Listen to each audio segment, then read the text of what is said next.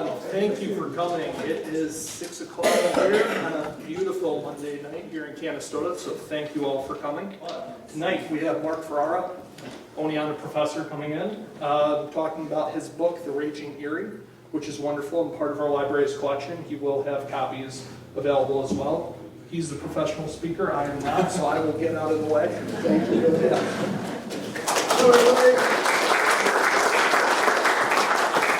Delightful to see you. Thank you so much for coming out tonight and on such a beautiful night.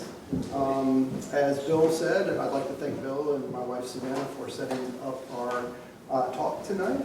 But I thought I'd start by asking you guys about your connections to the canal or your canal story, since you're right here, right through the corridor of the original canal that was completed in 1825. Any thoughts or what brings you out here in terms of your interest in the canal, other than your proximity to it? Excellent fishing.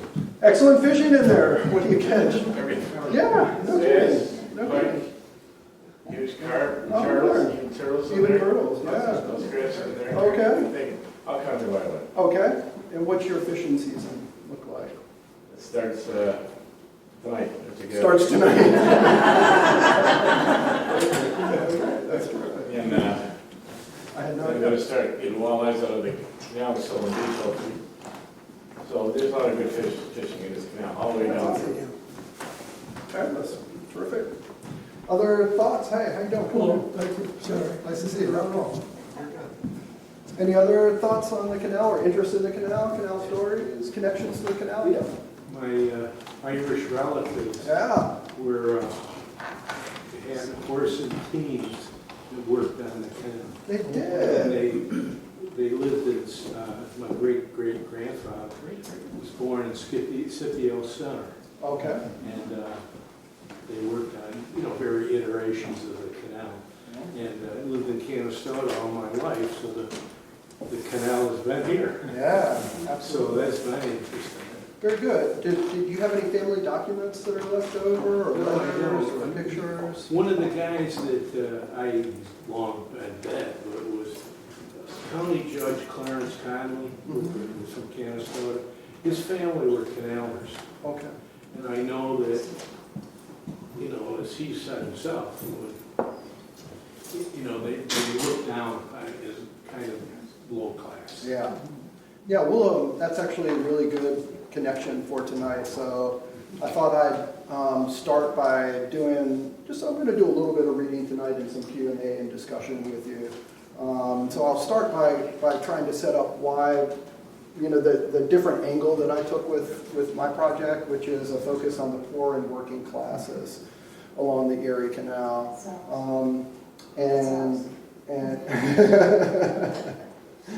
And I thought after I introduce the book a little bit, we can open it back up and get some thoughts or comments. But I thought I'd double back around to the chapter I have on immigrant labor along the canal. And of course, the Irish played a huge part in the construction of the canal, particularly after the first couple of years of construction. So that's a good segue. Any other I had thoughts? some Yes, sir. relatives on the canal from You did? 1837. Wow. Canal closed, Okay. and then they went to the barge canal. Okay. So they run a canal for 100 years. Wow, that's amazing. Counting both canals. Amazing. And several got killed. Oh, working on the canal? Yeah, one got dragged into the canal. Yeah. At Rexford Crossing near Schenectady. Okay. Drowned. Okay. Some fell through the hatches of boats. Yeah. They were killed that way. Dang. Yeah, that's something we don't often talk about, but Yeah, people they came right regularly from talk. Germany and started running a canal. German, Yeah. okay. Yeah. Do you know They what? completed 7 boats. 7 boats? Okay, fantastic. A lot of German immigrants were skilled and semi-skilled laborers, a lot of stone workers from Germany as well. So yeah, German and Irish, as I look around, maybe there's some heritage there that we can see in the community still. And you said all the way back to 1837. 1837. It's incredible. Same thing. Any ephemeral materials left? They have copies of log. Got some log books On the from. canal. Okay. Do you know if that was from the barge canal? Or That was from the Erie Canal. from the really early Yeah. Erie Canal? Pre-Civil War. Wow, that's fantastic. And so keep those records in your family. Maybe there's a local historical society here that would be interested in those as well. Any other thoughts before we kind of move in? Yes, sir. My initial interest goes back to when I was a sixth grader, Yeah. just a few years ago. Yeah. Great. And our teacher took us up to the Nathan Roberts property from time to time to feed his horses. Okay. And that's the first time I'd ever heard of Nathan Roberts. He gave us a little bit of the background. And I've been chasing him ever since. Do you want to fill in the group here on Nathan Roberts, just a little bit on him? Well, Nathan Roberts was from New Jersey originally, and eventually landed in Canastota, had a house built in the early 1820s. Okay. And he was one of, in my opinion, maybe the greatest engineer on the Erie Canal. Very good. At a time when there were no schooled engineers, right? And so No engineering degrees, no engineering schools. That's right. And interest in math and surveying. Wow. It is an incredible feat, and it deserves to be celebrated. And I think that's the usual approach to the Erie Canal, is to celebrate it as a monumental engineering and economic achievement. And we'll keep that in mind tonight. And it's the 200th anniversary this year, as you well know, the bicentennial of the canal. And so there'll be lots of chances to celebrate these and other accomplishments as well. Tonight we'll take a little bit different track on some of it as well. Any other thoughts, questions?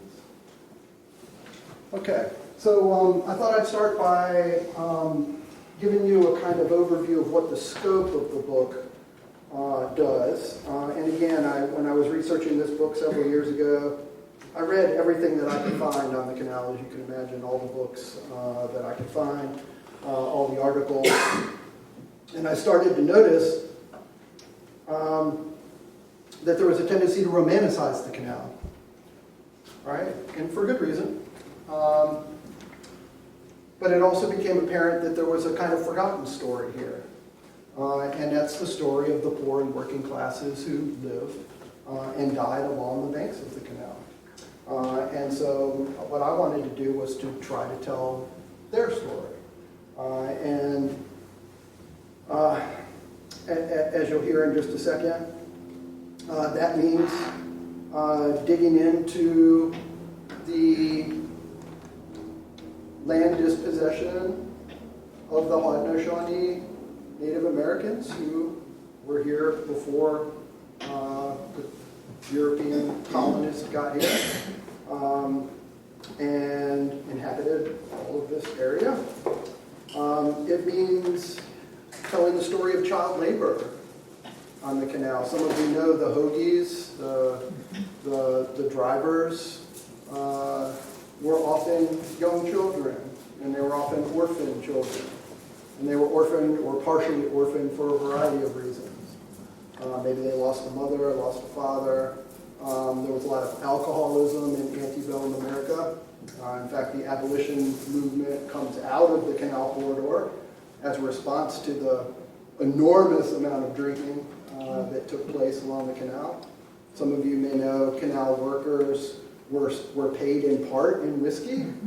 Some of the children who worked along the canal served whiskey to workers. They would go around. And anecdotally, it's not exactly every half mile, but roughly every half mile along the canal corridor, there was some type of drinking establishment or some type of saloon. It means telling the story of the immigrants that came to work on the canal, including German and Irish immigrants. And so these are some of the chapters that are in the book. It means telling the story of women along the canal corridor, as well as black life along the canal corridor. So the Erie Canal was an important part of the Underground Railroad, as some of you know. It means telling the story of the Burned Over District, which is just west of here, where we had new religious revivals going on and the birth of new American religions, including Mormonism and spiritualism right here along the canal corridor, and Millerism, which was an interesting tradition that was predicting the coming of Christ in, I believe, on October 22nd, 1844. And this group of Adventists were waiting for the second coming, and the kind of remnants of that religious movement is in the Seventh-day Adventist Church that still exists today. So 3 religions born along the canal corridor. And it also means telling the story of vice, prostitution, and gambling that took place in almost every port town, from Albany to Buffalo, and then if you include the Hudson River down to New York City corridor, you could include the Five Points area, for example, in New York City. So that's the kind of focus that this particular work on the Erie Canal takes. So let me read a little bit, and then we'll open it up again for discussion and comments, and then I do want to do a little bit on the immigrant experience along the canal, and then we'll open it back up again for any comments or Q&A. That sound okay to you? Okay, fantastic. Rome, a remote village at the edge of a forested wilderness in upstate New York, may seem like an impractical place to begin digging a vast canal. Even Governor DeWitt Clinton, sworn into office just 3 days earlier and who arguably had more to do with the adoption of the canal project than anyone else, did not feel compelled to attend this groundbreaking ceremony.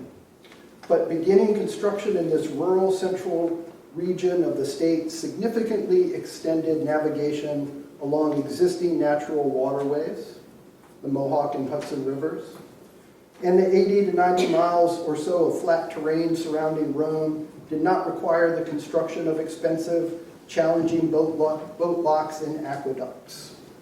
By beginning with this middle section, canal traffic connecting upstate towns could open, while more difficult eastern and western phases of the canal were being completed.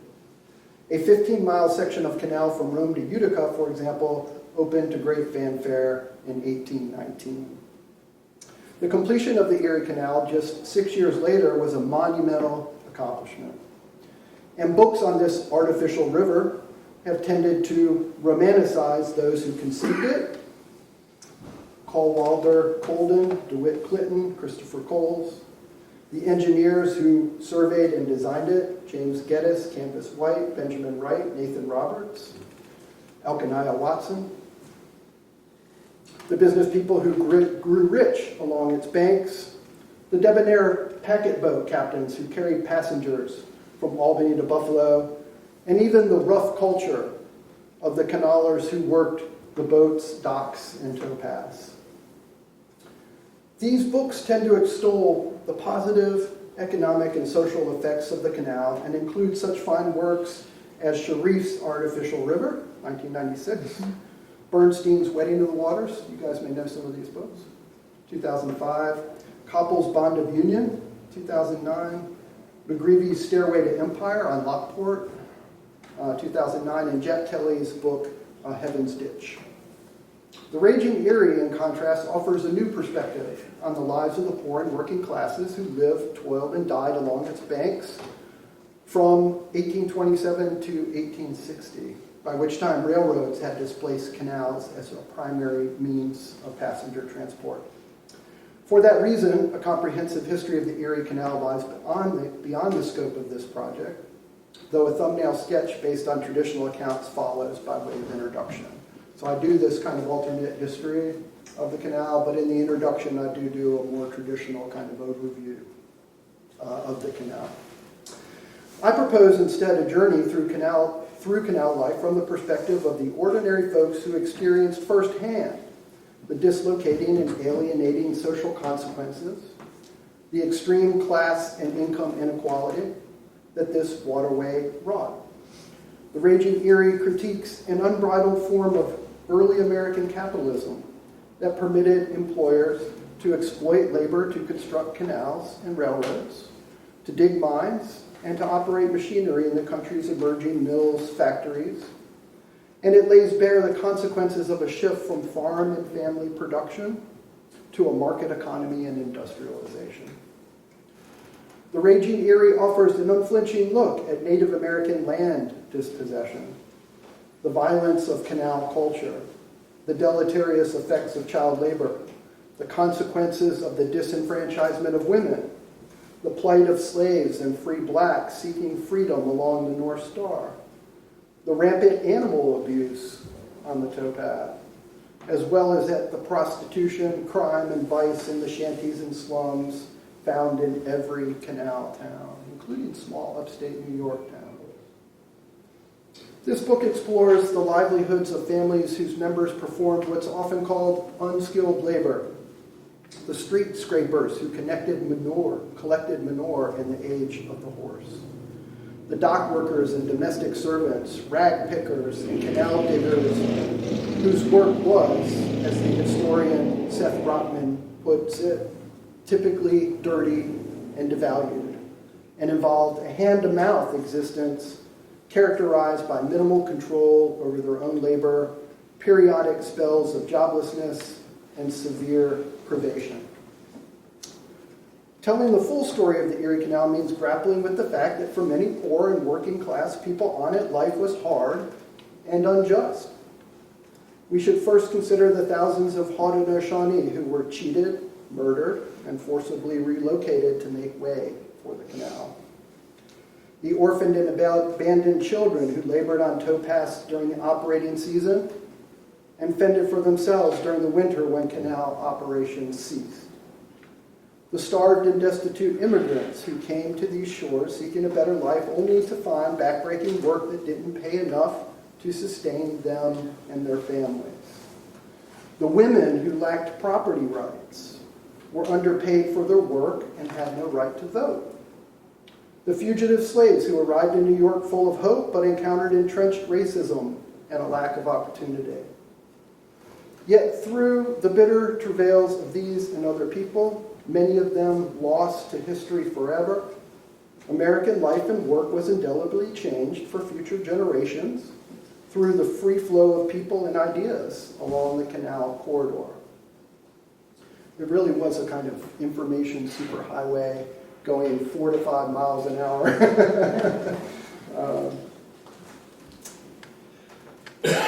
Newspapers, for example, from the city could make their way up to Rochester and Buffalo and to small towns all along the route. Out of their oppression and marginalization came the formation of social institutions, almshouses for the indigent, asylums for the mentally ill, orphanages for the foundlings, shelters for abused women, greater access to education, collective action to end slavery and achieve universal suffrage, the creation of alternatives to mainstream religion, the formation of labor unions, and the demand for a fair living wage, and the invention of a host of new technologies that signified a radical realignment of work as state and country shifted from an agrarian economy to what the historian Ron Chernow has called, quote, the bustling world of trade, industry, stock markets, and banks. Okay, so that's just a little passage there that kind of gives you hopefully an idea of the orientation of the text. Any thoughts on that?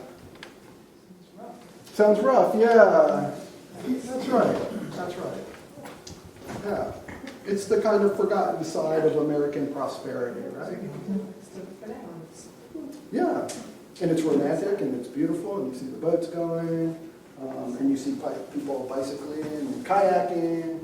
And during the celebrations, I think you'll start to hear more about these forgotten folks, but their story has been kind of slow coming. Yeah. Other thoughts, questions? Yes, sir. You talked about, about the dispossession of the Huguenot. Yeah. But, if they weren't dispossessed, there'd be no Erie Canal. Yeah, that's true. That's true.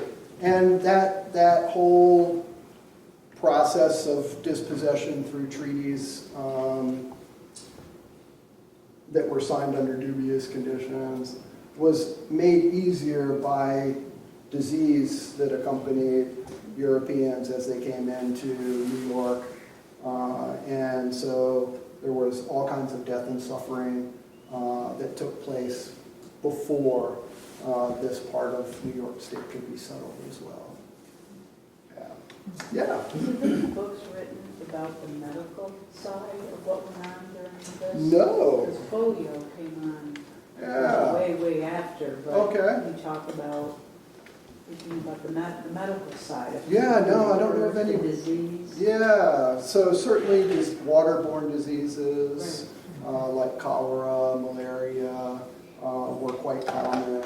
One reason alcohol was so popular was questions about water suitability.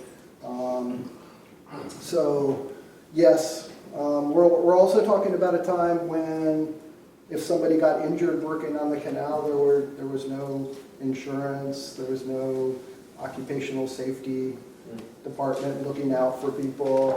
If you got injured, you basically couldn't work. And if you couldn't work at this time in American history, it became hard to support the family. Because on the farm, everybody worked and could be somewhat self-sustaining. But as factory and industrialization work started to spring up, suddenly we have wage labor. The problem with wage labor in antebellum America is it often didn't pay enough to support a whole family.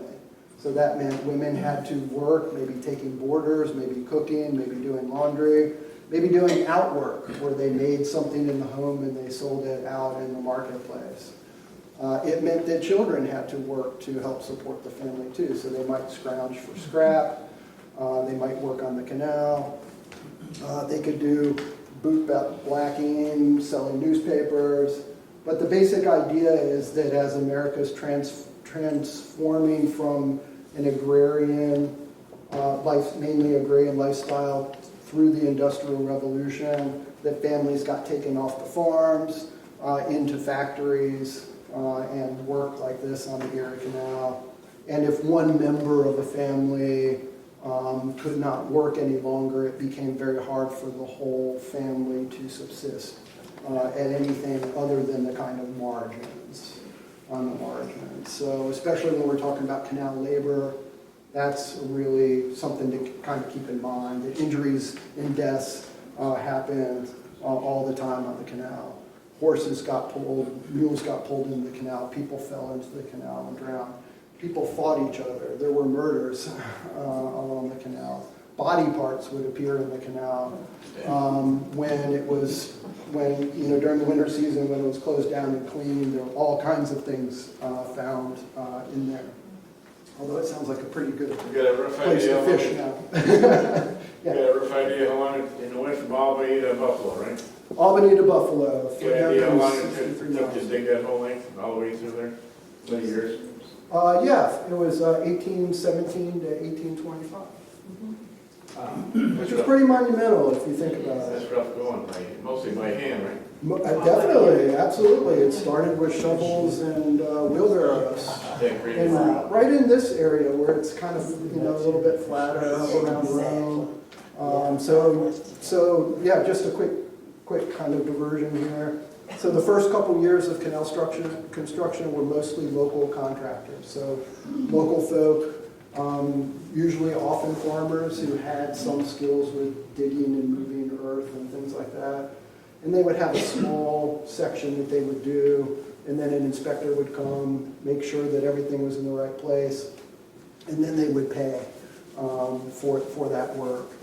By the third, fourth, fifth, sixth, seventh years of canal construction, that's when we start getting large numbers of Irish immigrants, particularly who were doing the scud work, the kind of, the worst kind of labor along the canal. For example, working through the Montezuma swamps, right, and digging through there. This section right around where we are was a good place to start because you could actually get a canal going. And even if the canal hadn't expanded from Albany to Buffalo, it would have been still a kind of important artificial waterway for the transportation of goods and movement of people. But you're right, those western and eastern sections were the most difficult. So out in the west, anybody been to Lockport? You guys been to Lockport, so you've seen the locks, and maybe you took a boat through, and you saw the deep cut that had to be blasted through the Niagara Escarpment. That was all done with black powder before there was dynamite. These were very uncontrolled explosions. Rock and debris fell everywhere, including on towns. And one of the jobs children did along the canal were am I giving you, are you okay there? One of the jobs children did were called powder monkeys.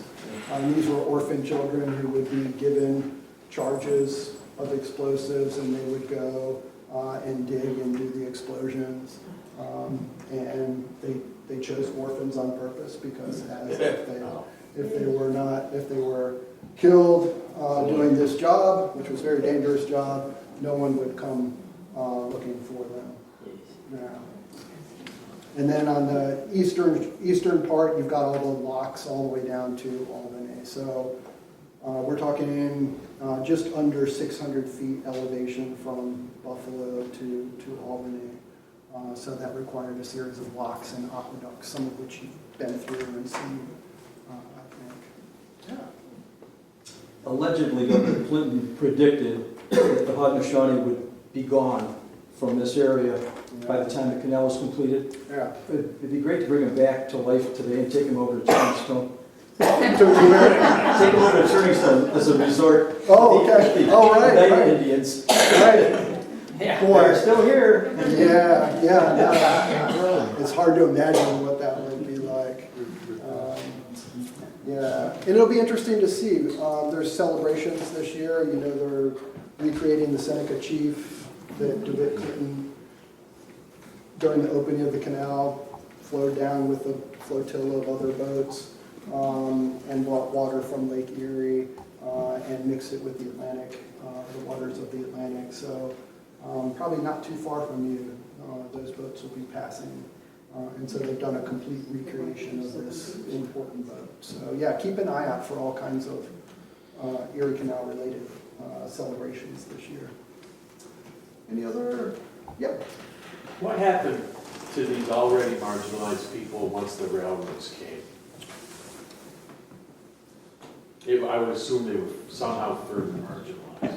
Yeah, that's a really interesting question. I mean, railroads by the beginning of the Civil War, they started in the 1830s.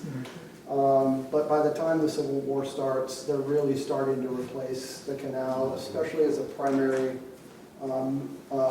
corridor for the movement of people. Freight continues, obviously, through all three expansions of the canal.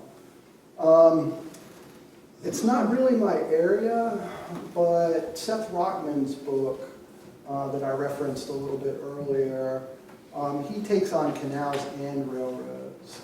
And reading through that book gives me the impression that a lot of the social ills and marginalization that happened to canal workers also happened to folks who were working on the railroad corridors.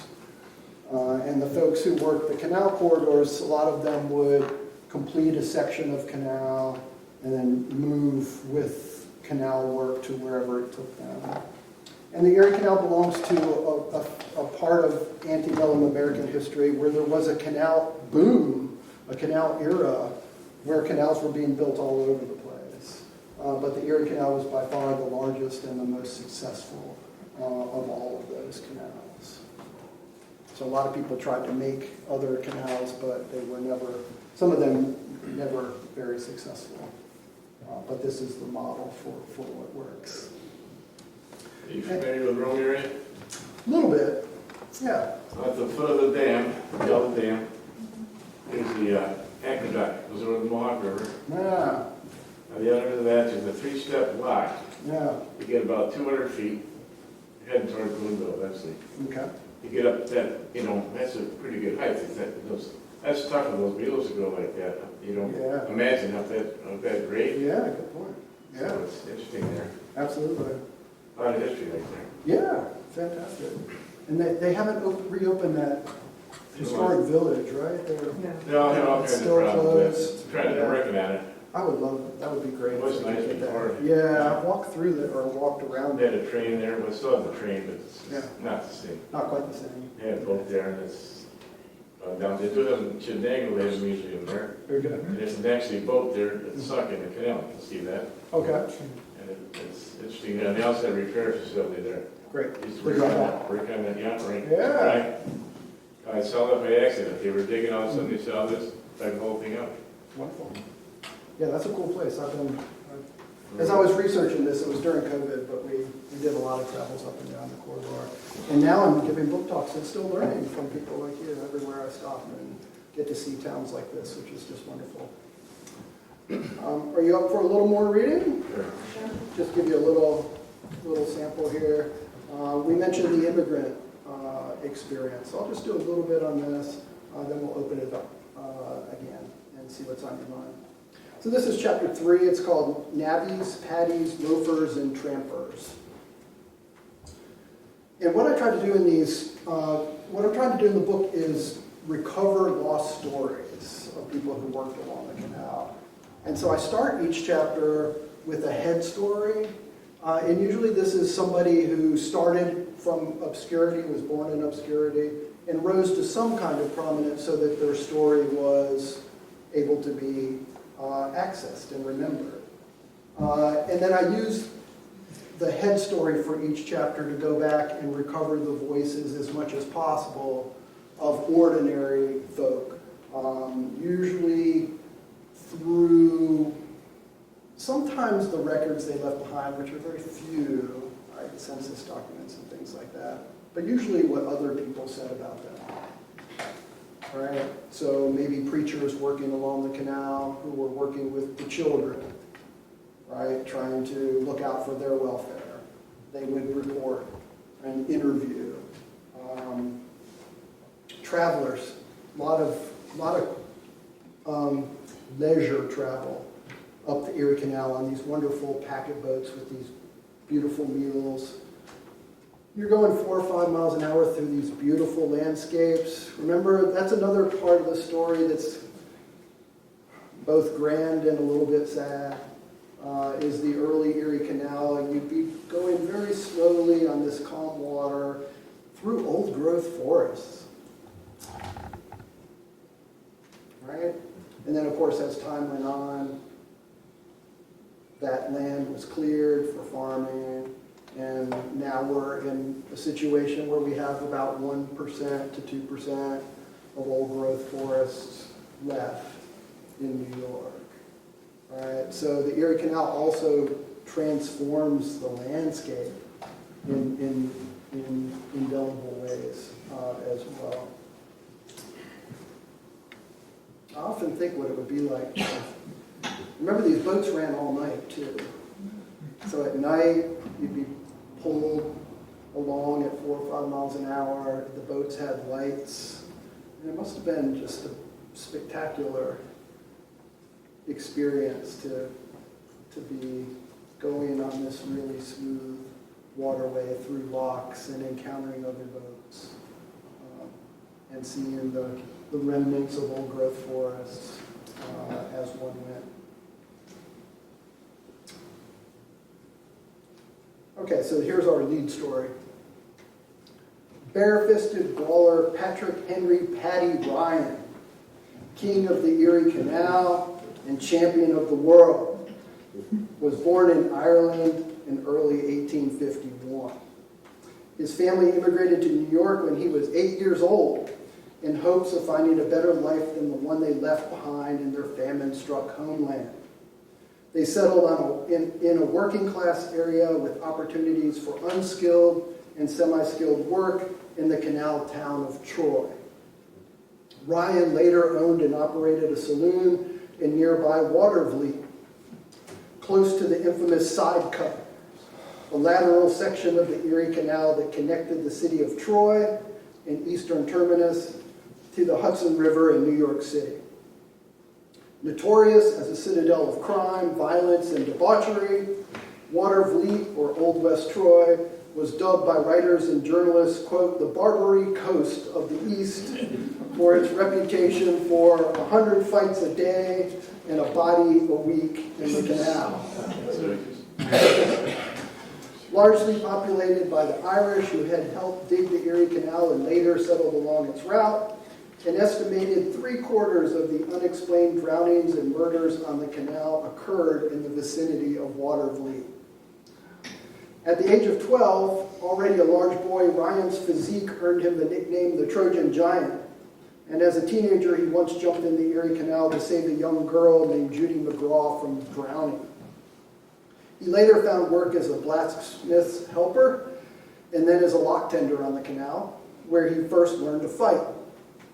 Competition between boats to pass through locks frequently resulted in skirmishes among crews, as well as between canalers and lock tenders, though, quote, the general rule held that if two were fighting and a third intervened, the original combatants both turned on the interloper, whether he happened to be a lock tender or a true son of the towpath, unquote.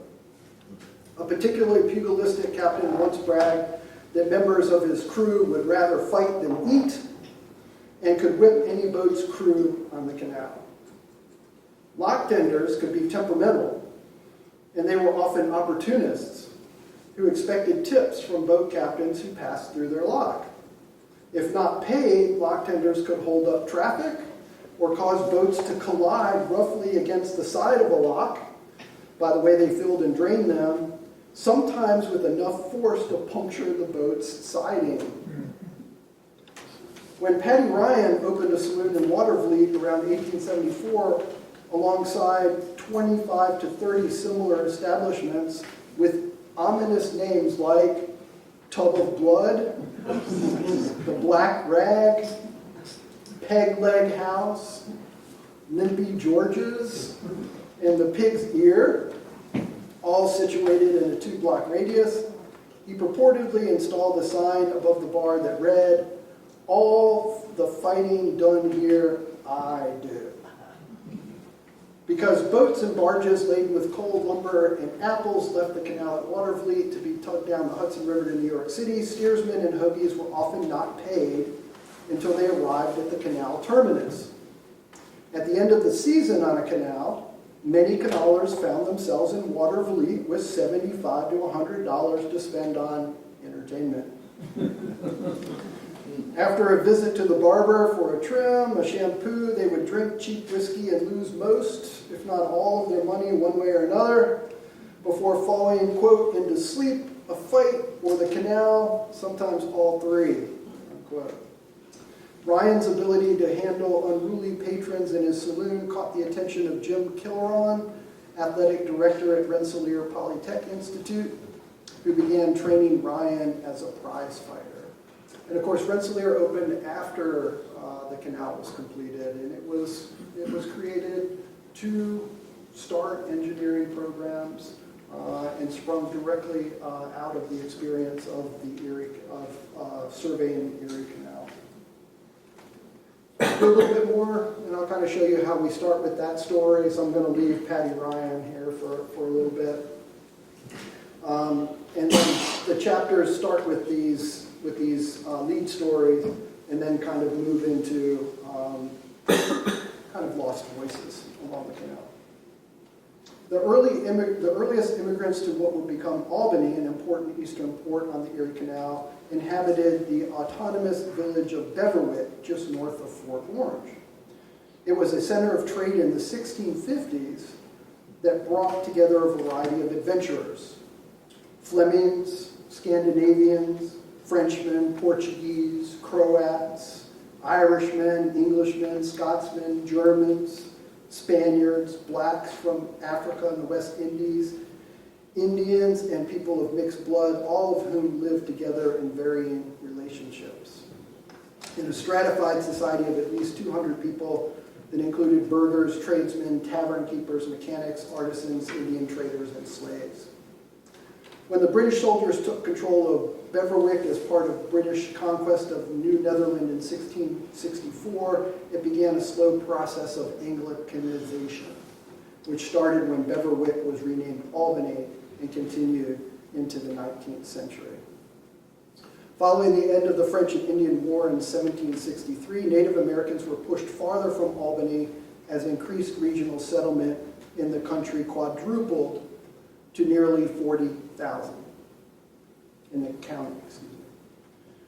Most of the new settlers had immigrated from Europe and had few vocational skills. 2 muster rolls of men called to the Albany militia in 1762 reveal that 2/3 of the new soldiers were born in Ireland, so 29%, Germany 14%, England and Wales 13%, Scotland 3%, with less than 1/3 coming from the middle colonies, New England, or the Albany area. By the time construction began on the Erie Canal in 1817, Albany was in population, wealth, and trade the 2nd city in the state and the 7th in rank among cities of the United States. A year after the canal was completed, the Dutch accounted for just 5% of the city's inhabitants. Okay, let me do just a little section and then we'll open it up again and see what's on your mind. What one might call the traditional view holds that European peasants were uprooted from their homelands by economic hardship and ethnic religious persecution and forced to migrate to a new land. That's the story most of us hear, right? Where they arrived friendless and penniless, becoming easy targets of conmen and exploitable by employers. Pushed into urban ghettos, these immigrants were victimized by poverty, disease, native prejudice, chronic underemployment, and violence, before being gradually absorbed into a pluralistic American society through a painful process of assimilation. Right? That's the kind of traditional story. In fact, the decision to stay home or go abroad was conditioned by social station, family status, and ideological orientation. And being German, Irish, or English did not mean the same thing in one period as it did another.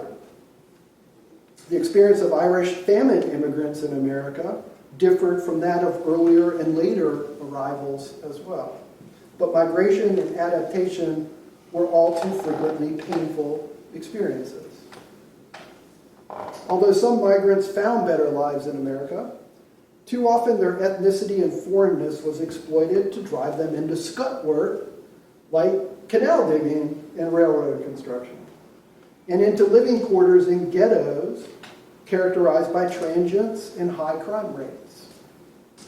Like canal digging, the work of railroad construction laborers was extraordinarily arduous and dangerous, and death from accident, exposure, and disease was frightfully common.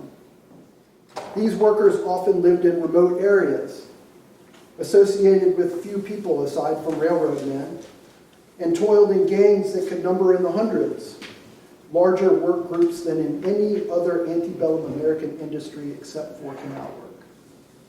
The transition to industrial capitalism and wage labor further alienated working class migrants, and many were forced into social and economic classes based on race, gender, ethnicity, and skill as part of a workforce that had little opportunity for solidarity. Unquestionably, many European immigrants to antebellum America were poor folk who had lived in unheated huts made from mud and straw and endured hardship and hunger back home. They had eaten monotonous diets of potatoes or oatmeal and often cooked over open fires. Their toilets were found at the bottoms of gardens. They owned a single set of clothing that was replaced only when no longer mendable. And they never saw a doctor. Their lives were often harsh and brief. Despite facing such adversity, going to sea for 6 weeks could be a terrifying experience. So they're already suffering back in Ireland, right, for example. Okay? Already depleted, already suffering famine. Then they've got to get on a boat, travel 6 weeks, land on new shores, and make it out to where they can find work. Right? So this is the kind of story we're trying to recover, right? The kind of experience that we're trying to recover. In the age of sail, immigrants who boarded wooden ships that ranged from 90 feet to over 200 feet in length typically had 3 masts Immigrant traffic increased in the 1830s and 1840s. Larger ships called packets could carry up to 1,000 passengers and took upwards of 28 days to make the transatlantic voyage from Europe. Steam technology cut the trip in half by mid-century, though most immigrants still traveled in steerage, the cramped area between decks above which the helmsman stood. The well-heeled traveled in cabin class for about 6 times more.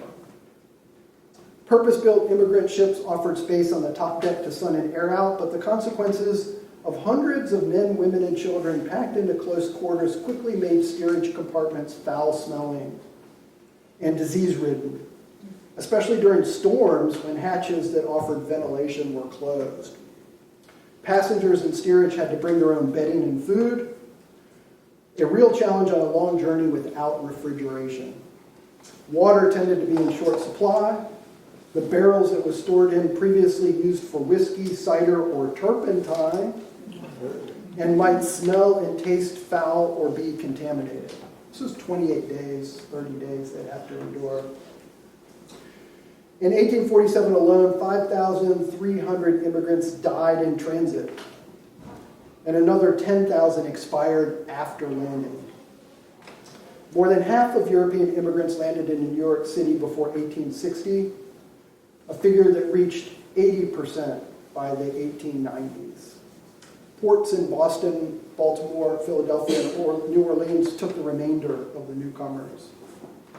Because there was no single point of arrival for immigrants to New York City before 1855, progress to a landing point on any of more than 100 city wharfs could be agonizingly slow, especially in cases of onboard illness. Incoming ships followed a pilot vessel from Sandy Hook through the lower bay to Brooklyn and Staten Island, where they were stopped at Quarantine Station and boarded by customs officers. Reports of death at sea or disease aboard could result in months-long wait before docking. More fortunate immigrants might be greeted by relatives or friends or receive assistance finding shelter, transportation, and work from any number of immigrant aid societies. During periods of peak migration, immigrants found themselves at the mercy of runners, transportation brokers, and employment agents.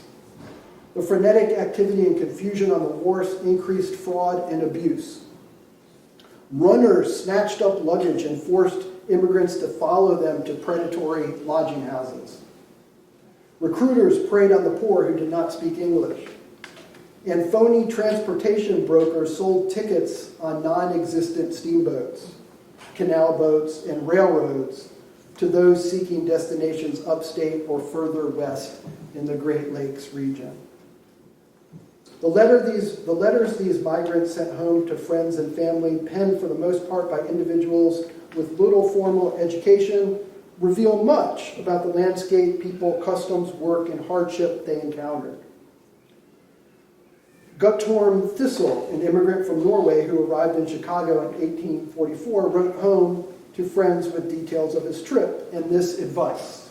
This is another way you can kind of recover some of these voices, is letters that were written back home.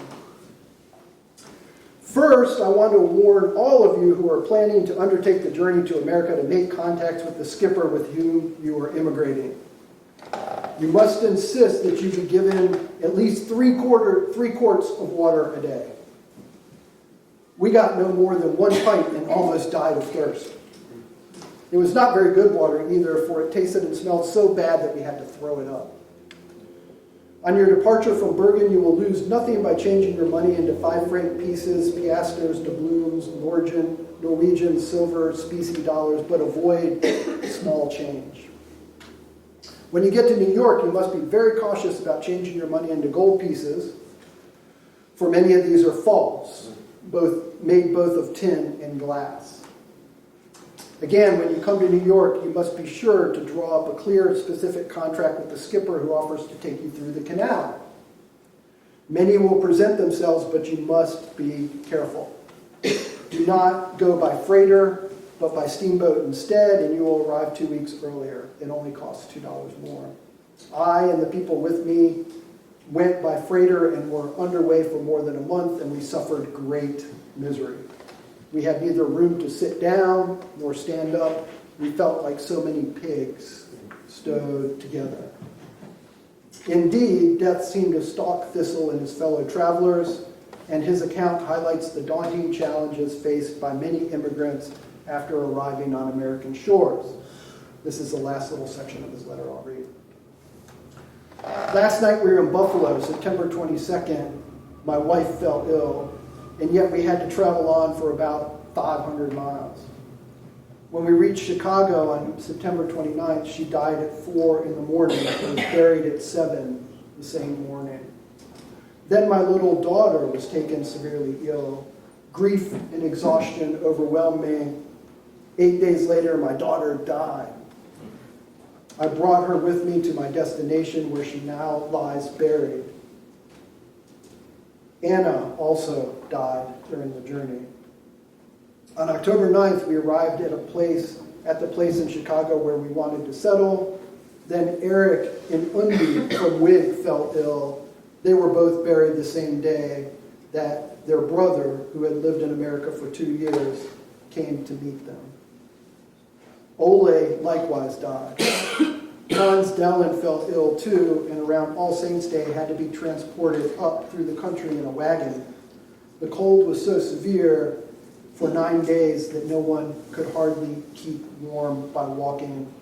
A couple of days before they reached their destination, Hans died also. So again, trying to think of the immigrant experience from a little bit different angle, try to really kind of dig down and see what it was like. And of course that chapter goes on to talk about the actual digging of the canal and the way the canal was dug and who dug it and the types of work that were done and so on. But I just wanted to give you kind of an idea of a successful immigrant, Patty Ryan, but then some of the hardship that people encountered even before they got to American shores. And of course the Irish did after the first couple of years of canal construction, it was the hardest work along the canal, including the Montezuma swamps. Yeah. So on that cheery note,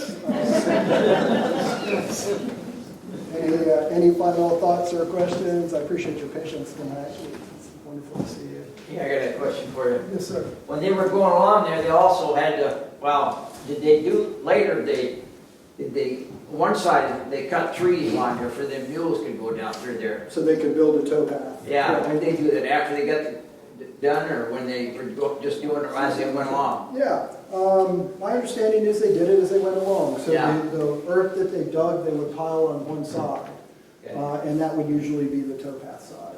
Okay. And towpath was one side of the canal, but traffic had to move both ways. So you had the kind of battle of the ropes every time two boats came at each other. One would have to slow down so the ropes could drop down into the water and the other one could go over. So it was a kind of dance that was kind of happening constantly along the canal. Wow. Yeah. Children worked 6 hours on, 6 hours off, 6 hours on, 6 hours off, 24 hours a day during the season.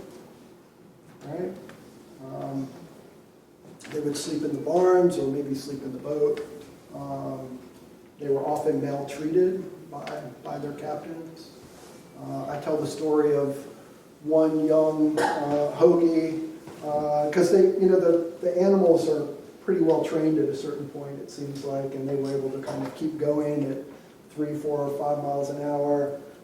So some of the hoagies would let their animals go, hit the bar, slap some money down, have a drink, and then catch up with their mules. So there was a lot of drinking that happened, but even among some of the younger kids that were working on the canal. What happens if you have a stubborn mule and he doesn't move, he just sits there and everybody waits until he gets out of the car? Yeah, I guess that's right. Possible, right? Yeah. Horses weren't quite as, mules were much more, they were healthier, they could work longer. But you did see horses along the canal from time to This one's more dependable, horse than mule. time. From my understanding, mules. for canal work, yeah. They were less prone to injury, they could work longer, Oh, and they could pull heavier weights, yeah. And keep in mind, so part of the positive story here is commodities that used to be very expensive to ship from upstate or from the Midwest down to the city. By the time the canal opened, the cost of transportation of commodities along the canal dropped 95%. Right, just to tell you, I mean, so this is why the Erie Canal is so important, is that it made New York the Empire State, the richest state, the leading state throughout all of the 19th century. But it also arguably made America a superpower in the 20th century. And some people attribute the success of the North during the Civil War to the operation of the Erie Canal that operated throughout that whole period when southern areas were being disrupted. Two things. Yes, sir. Number one, Fire Brothers, you familiar with Fire Brothers over here? I don't know it. No? Yes. Do not know it. On the outside, there's an elevator there. Years ago, they used to unload the boats, put the materials, grain and whatever was up there, right upside, alongside the building, Okay. put it in the building. Yeah. Very convenient instead of, you know. Yeah, I know what you're talking about. So the boats would come up right. Very tight to the building. Right, that's You don't right. know, use an elevator. Yeah, yeah. We were in Lyons not too long ago, and there's the Peppermint Museum there. If you ever get a chance to go to Lyons and see it, it's really interesting. But they Also, have they the were- same thing. They drop their peppermint supplies right down into the boats. The boats would come right up, and they just drop their cargo right in. They were building some houses along the canal quite a few years ago. Yeah. They piled of dirt, so we saw some bottles that were sticking out of the dirt. Oh, One of those bottles of medicines, apparently when they had to get done with the bottles, they just threw them alongside there and they got covered up over time. Yeah. All kinds of stuff there. that's kind of cool. Yeah, that's- I like that. Yeah. We got a museum, have you ever been to a museum here? I saw it, and it's not open at this moment, so I have not been able. I would love to see it. Nice stuff there. Yeah, I'm gonna come back and make sure I do. This hasn't got nothing to do with the mule park, but, you know, the old Syracuse Savings Bank in Syracuse, that was built in the 1800s. Okay. Well, my old boss worked in there, Oh yeah. and they had a drive-through teller down in there that used to put money out for them guys coming through the canal in Syracuse at that time. Okay. Yeah, Great. I thought that was pretty interesting. That is it. Yeah. Yeah. And it's interesting to think that main streets. I mean, did I see a canal street when I came through? Yeah. Right. So, and you know, places like Syracuse and Utica too. The main thoroughfare was water. Yeah. Right? Yeah, so the Erie Canal Museum in Syracuse is the Waylock building, so where ships would be weighed and taxed appropriately. Erie Canal, just final thoughts, tremendously successful, paid for itself in 7 years, was expanded 3 times. Expansion started almost immediately afterwards. So it is a kind of economic miracle that brought all kinds of prosperity, and that's why it gets celebrated. But as you see, I just wanted to take a little different kind of approach to the canal. And it was kind of hard to write because I was always felt like I had to balance, or I wanted to balance, the pain and suffering of ordinary people, poor and working classes along the canal, but then also not to forget the kind of monumental internal improvement or infrastructure project that it was. At a time when the federal government really didn't have a clear mandate to fund internal improvements. That's why New York State financed the whole canal by itself. Thomas Jefferson refused to help finance the Erie Canal because he thought it was mad to try to dig a canal 363 miles from Albany to Buffalo. And it was accomplished in, 7 years? So it is an incredible story. And you're living right here, right in the heart of it, so I'm sure you can enjoy that. Yeah? Was Thomas Jefferson, when he refused to fund, was that because of something precedent? Yeah, George Washington was interested in canals. And his interest was particularly, he saw westward expansion, westward of the Appalachians starting to happen. And he worried that the country would be fragmented and divide as a result of that. So he was looking for a water route over the Appalachian Mountains. So he started the Potomac Canal Company. George Washington was quite an entrepreneur. He was quite the businessman, bought a lot of land, did a lot of surveying, had his hands in a lot of businesses. And he invested a lot in the canal. He stopped being part of it when he was president, but he came back to the project. Ultimately, it was an unsuccessful project. So he was trying to go from the Potomac River to the west, over the Appalachians to the western part of Maryland. And the canal worked fine coming down. Wasn't really a problem. And it wasn't really a canal. They built skirts around waterfalls and other problematic areas. So they're kind of like the Mohawk and Erie Canal meet, not too far from here. So wherever they could use a natural waterway, they would. But obviously natural waterways can be problematic when water's up or down, or there's like Cohoes Falls area where you can't, you have to pick up your boat and kind of move it around. So they built a series of kind of canals that skirted around these areas that weren't traversable, but they had very little success getting the boats to move up the canal. And if you see pictures, these are like flat bottom boats, and you see people with these big poles trying to like actually pole their way up the Appalachian Mountains over to the other side. And so I think that's why Thomas Jefferson knew about George Washington's failed attempt to create a Potomac Canal. And then he's like, 363 miles, right? We couldn't even get the smaller one done. So the federal government refused to finance it. But again, it wasn't clear when the nation was that young if the federal government really even had a place in financing these big internal improvement projects. Yep.